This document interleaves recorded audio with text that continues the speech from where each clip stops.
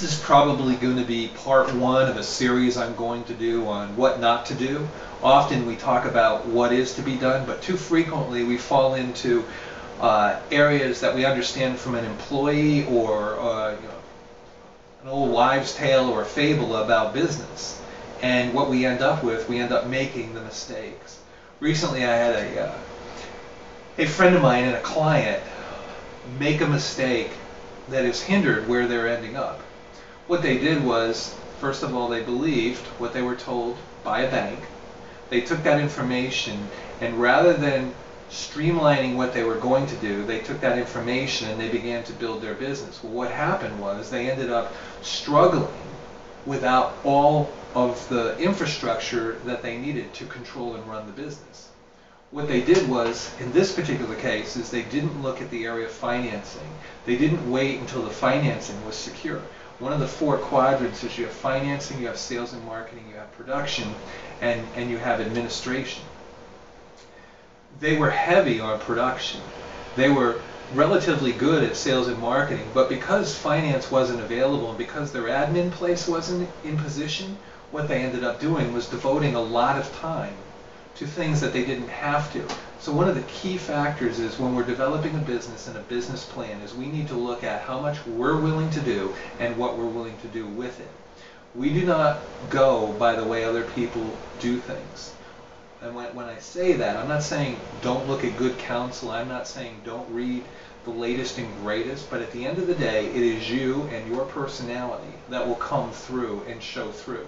If you're very heavy on the sales and marketing end, you'll struggle with the administration.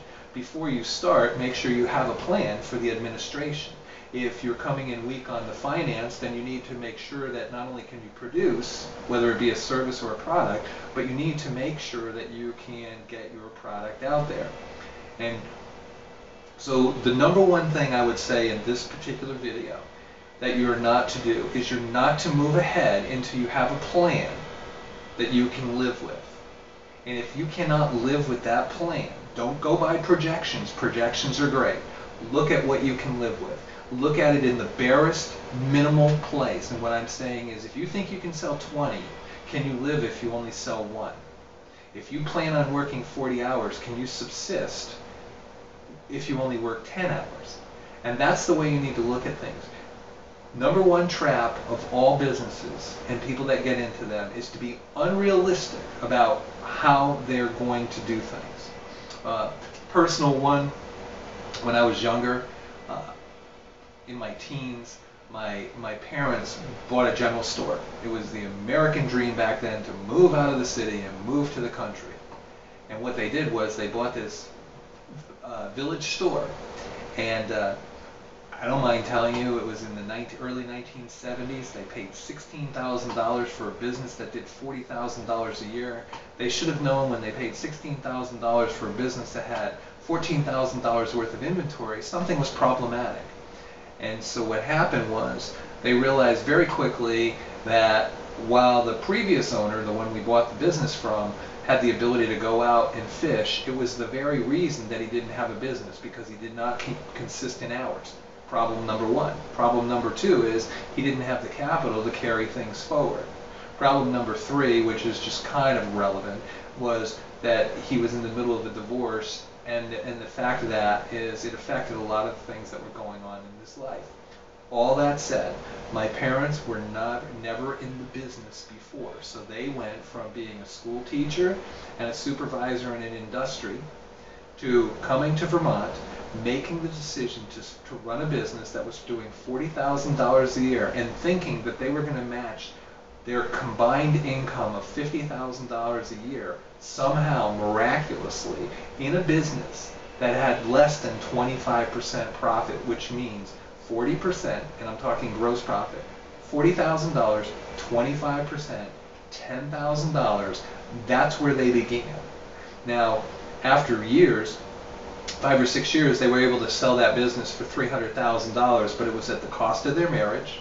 It was the cost of their finances in the beginning, and it cost them a lot in just working. I mean, they were working from 6 in the morning until 10 or 11 at night, 7 days a week.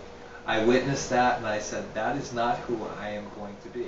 My parents did no wrong, but they did not have the experience, and people were buying businesses like they were going out of style. Had somebody sat down and say, can you live with this business when all is said and done, they probably wouldn't have bought that deal. They would have been better off buying that building, keeping that building, holding on to it for 10 years, and reselling it and making an incredible amount of money, not losing their marriage, keeping their finances, and being able to have what they wanted. It took them, granted they sold the business and they recouped and everything, but it was a hard lesson for them to learn and for their children to learn. And I say that what you do wrong by not looking at what you do could be the devastation of what you end up with.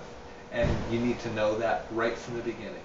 So look at what you don't want to do and say, that's not where I want to be, and begin to evaluate things in a method and a manner that will bring you to a successful, prosperous business ending.